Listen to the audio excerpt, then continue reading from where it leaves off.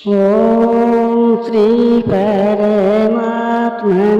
नमः। अध्याय 5 श्लोक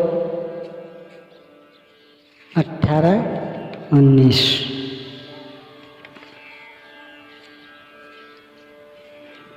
विद्या विनय संपन्ने ब्राह्मणे गवेहस्तिनि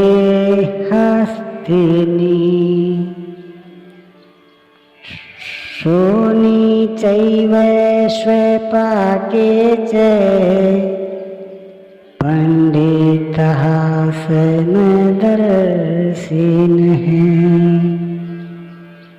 ज्ञान के द्वारा जिनका पाप समन हो चुका है, जो अपनरावर्ती परम गति को प्राप्त हैं, ऐसे ज्ञानी जन विद्या विनय युक्त ब्राह्मण तथा चांडाल में, गाय और कुत्ते में तथा हाथी में समान दृष्टि वाले होते हैं। उनकी दृष्टि में विद्या विनय युक्त ब्राह्मण न तो कोई विशेषता रखता है और न चांडाल कोई हीनता रखता है। न गाय धर्म है, न कुत्ता धर्म और न हाथी विशालता ही रखता है। ऐसे पंडित ज्ञाताजन समदर्शी और समवर्ती होते हैं। उनकी दृष्टि चमड़ी पर नहीं पड़ती बल्कि आत्मा पर पड़ती है। अंतर केवल इतना है, विद्या विनय संपन्न स्वरूप के समीप है और शेष कुछ पीछे है। कोई एक मंजिल आगे है तो कोई पिछले पड़ाव पर। शरीर तो वस्त्र है। उनकी दृष्टि वस्त्र को महत्व नहीं देती, अपितु उनके हृदय में स्थित आत्मा पर पड़ती है। इसलिए वे कोई भेद नहीं रखते। श्री कृष्ण ने पर्याप्त गौ सेवा की थी।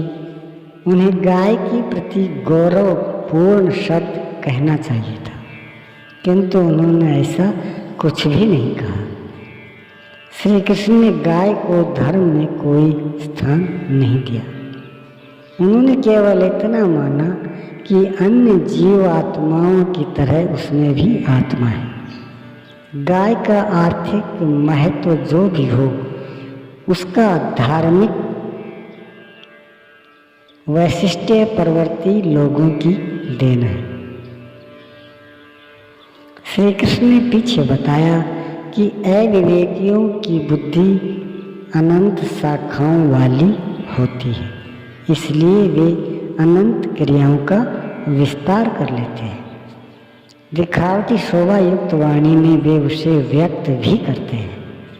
उनकी वाणी की छाप जिनके चित्त पर पड़ती है, उनकी भी बुद्धि नष्ट हो जाती है। वे कुछ पाते नहीं, नष्ट हो जाते हैं। जबकि निष्काम कर्म योग में अर्जुन निर्धारित क्रिया एक ही है, यज्ञ की प्रक्रिया आराधना। गाय, कुत्ता, हाथी, पीपल, नदी का धार्मिक महत्व इन अनंत शाखा वालों की देन है। यदि इनका कोई धार्मिक महत्व होता तो श्री कृष्ण अवश्य कहते। हाँ, मंदिर, मस्जिद इत्यादि पूजा के स्थल आरंभिक काल में अवश्य है। वहाँ प्रेरणादायक सामूहिक उपदेश है, तो उनकी उपयोगिता अवश्य है।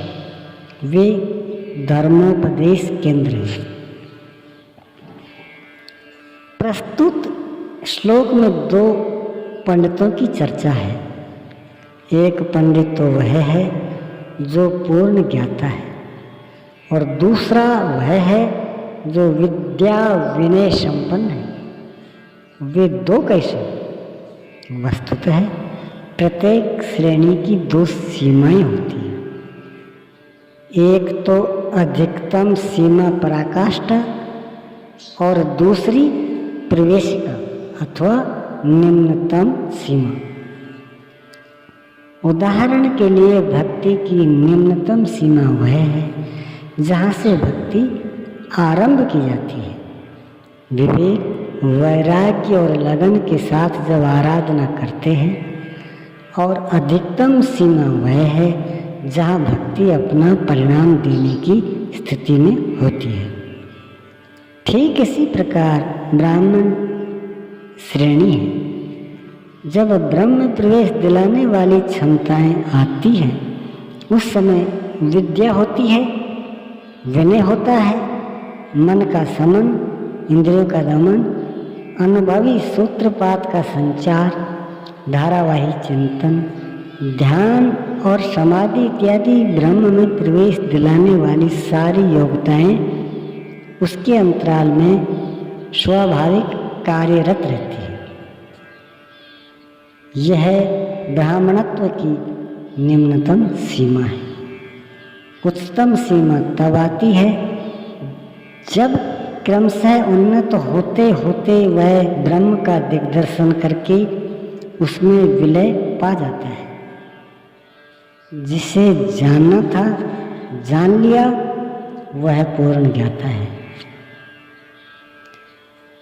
पुनरावृत्ति वाला ऐसा महापुरुष उस विद्या विनय संपन्न ब्राह्मण, चांडाल, कुत्ता, हाथी और गाय सब पर समान दृष्टि वाला होता है, क्योंकि उसकी दृष्टि हृदय स्थित आत्मा स्वरूप पर पड़ती है। ऐसे महापुरुष को परम गति में क्या मिला और कैसे, इस पर प्रकाश डालते हुए योगेश्वर श्री कृष्ण बताते हैं। इहैव तैर्जितः सर्गो येषां साम्ये स्थितं मनः निर्दोषं हि समं ब्रह्म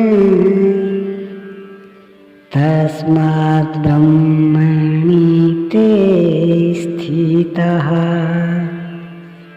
इन पुरुषों द्वारा जीवित अवस्था में ही संपूर्ण संसार जीत लिया गया, जिनका मन समत्व में स्थित है। मन के समत्व का संसार जीतने से क्या संबंध? संसार मिट ही गया तो वह पुरुष रहा कहाँ? श्री कृष्ण कहते हैं निर्दोषम ही समम ब्रह्म, वह ब्रह्म निर्दोष और सम है। इधर उसका मन भी निर्दोष और सम स्थिति वाला हो गया। तस्मात् ब्रह्मणि ते स्थिता, इसलिए वह ब्रह्म में स्थित हो जाता है। इसी का नाम अपुनरावृत्ति परम गति है। यह कब मिलती है? जब संसार रूपी शत्रु जीतने में आ जाए। संसार कब जीतने में आता है?